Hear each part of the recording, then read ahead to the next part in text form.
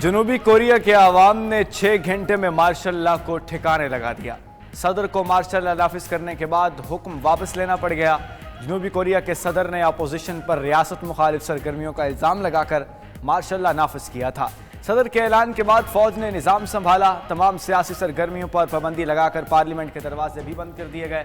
فوج نے ملک میں مظاہروں پر بھی پابندی لگائی۔ ارکان اسمبلی فوج کو دھکیل کر پارلیمنٹ پہنچے۔ 300 کے ایوان میں 190 ارکان نے مارشل لا کے خلاف بل منظور کیا۔ عوام کی بڑی تعداد بھی سڑکوں پر نکل آئی۔ کئی مقامات پر فوج اور عوام میں ہاتھا پائی ہوئی۔ مظاہرین کی فوجیوں سے اسلحہ چھیننے کی بھی کوشش۔ شہریوں نے جنوبی کوریا کی پارلیمنٹ کے باہر دھرنا دیے رکھا۔ مارشل لا کا حکم واپس لیتے ہی عوام کا جشن۔ مارشل لا کی منسوخی جمہوریت کی فتح قرار۔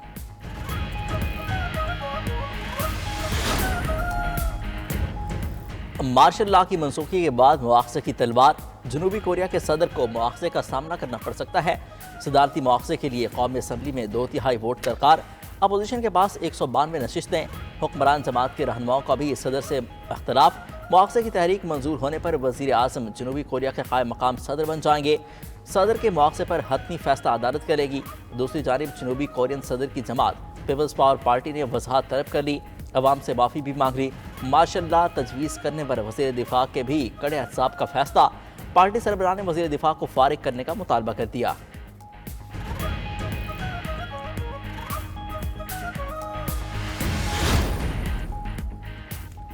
جنوبی کوریا میں چند گھنٹے کا مارشل لا، عالمی سطح پر تشویش کی لہر۔ امریکہ نے کہا جنوبی کوریا کی حکومت کے ساتھ رابطے میں ہے۔ جنوبی کوریا میں قانون کی حکمرانی کی حمایت کرتے ہیں۔ برطانوی حکومت نے بھی جنوبی کوریا میں صورتحال کی نگرانی کرنے کا بیان دیا۔ چینی سفارت خانے نے شہریوں سے احتیاط برتنے کی اپیل کی۔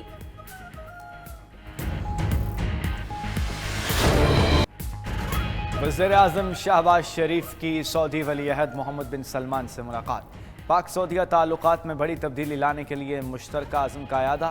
محمد بن سلمان نے 6 ماہ میں 5ویں بار شہباز شریف سے ملاقات پر خوشی کا اظہار کیا۔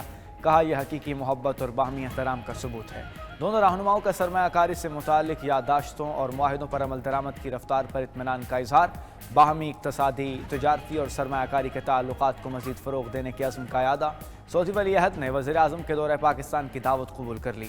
کہا جلد دورے کے منتظر ہیں۔ وزیر اعظم شہباز شریف اور فرانس کے صدر میکرون کی بھی ملاقات۔ پاک فرانس باہمی تعلقات بڑھانے پر اتفاق۔ زراعت، لائف سٹاک، آئی ٹی اور پینے کے صاف پانی کے شعبوں میں روابط بڑھائے جائیں گے۔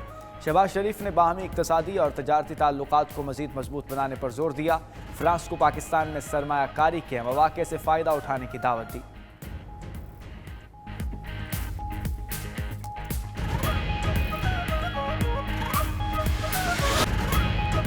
وزیر اعظم نے پانی کے وسائل محفوظ بنانے کے لیے عالمی اقدامات ناگزیر قرار دے دیے۔ شہباز شریف کی سعودی دارالحکومت ریاض میں ون واٹر سربراہی اجلاس میں شرکت۔ خطاب میں کہا ماحولیاتی تبدیلی سے دنیا میں خشک سالی بڑھ رہی ہے۔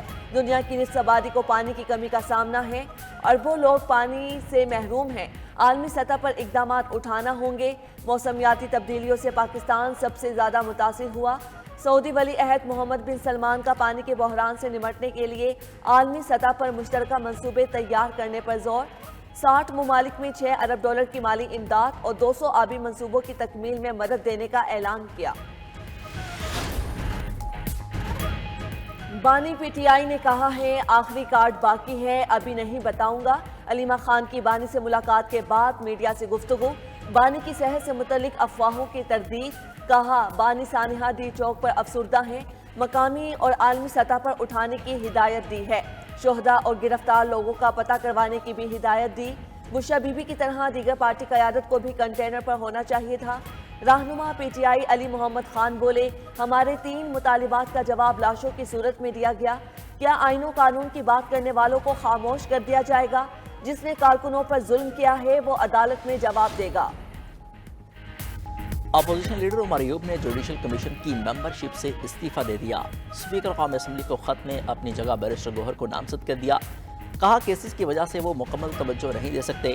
امید ہے بیرسٹر گوہر جوڈیشل کمیشن کے لیے بہترین ممبر ثابت ہوں گے۔ قائد اس پہ اختلاف عمر ایوب نے استعفیٰ اسپیکر قومی اسمبلی کو بھجوایا۔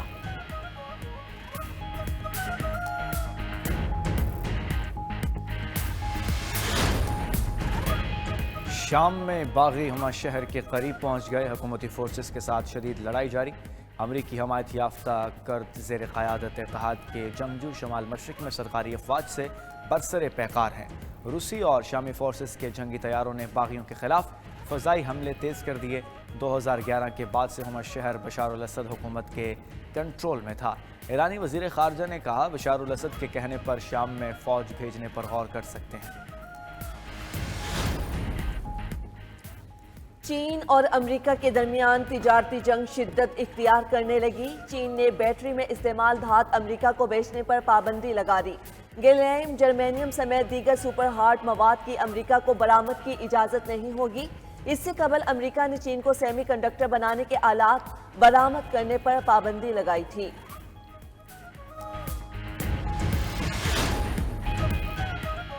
روس کے یوکرین میں بجلی کی تنصیبات پر ڈرون حملے، کئی عمارتوں کو نقصان، لاکھوں لوگ بجلی سے محروم۔ یوکرینی حکام کے مطابق روس نے 18 ڈرون حملے کیے، دارالحکومت کے علاقوں کو بھی نشانہ بنایا۔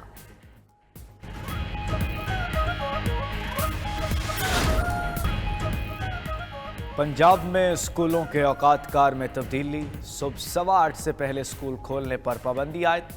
ڈی جی ماحولیات نے نوٹیفیکیشن جاری کر دیا، اسکول اوقات میں تبدیلی فوری نافذ العمل ہوگی، خلاف ورزی پر قانونی کارروائی ہوگی۔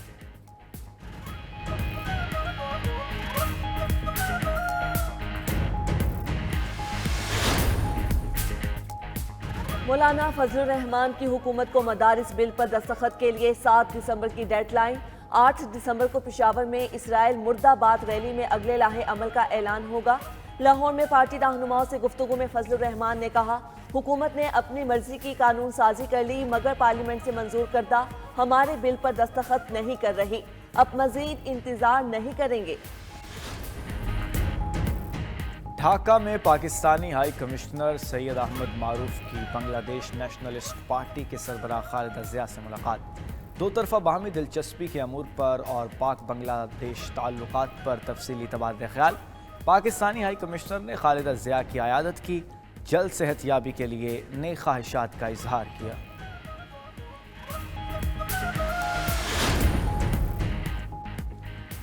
بحیرہ بالٹک میں ممکنہ ہائبرڈ حملوں سے فائر آپٹک کیبل کو نقصان۔ نیٹو کے مطابق 17 اور 18 نومبر کو 200 کلومیٹر کے علاقے میں 2 کیبلز کو منقطع کر دیا گیا۔ لتھوانیا اور سویڈن کے گوٹ لینڈ جزیرے کے درمیان انٹرنیٹ بند ہو گیا۔ سربراہ نیٹو نے چین اور روس پر ملوث ہونے کا الزام لگا دیا۔ سمارٹ فونز پر طبی نقصانات کی وارننگ کے لیے لیبل ہونا چاہیے، اسپین کے ماہرین نے حکومت سے مطالبہ کر دیا۔ 50 رکن ماہرین کی کمیٹی کا حکومت کو خط، کہا حکومت موبائل فون کی عادت کو صحت عامہ کے لیے خطرہ قرار دے دے۔ ماہرین کے مطابق زیادہ سکرین ٹائم ڈپریشن کا باعث بنتا ہے۔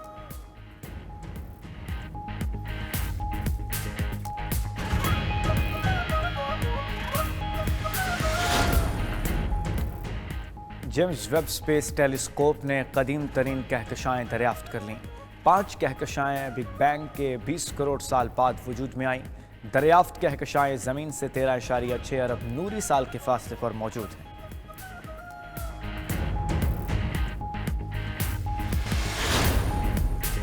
Pakistan junior hockey Asia cup کے فائنل میں پہنچ گیا۔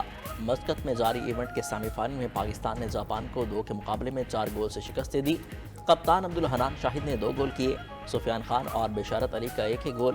سفیان ٹورنامنٹ میں 10 گول کر چکے، قومی ٹیم ایونٹ میں ناقابل شکست ہے۔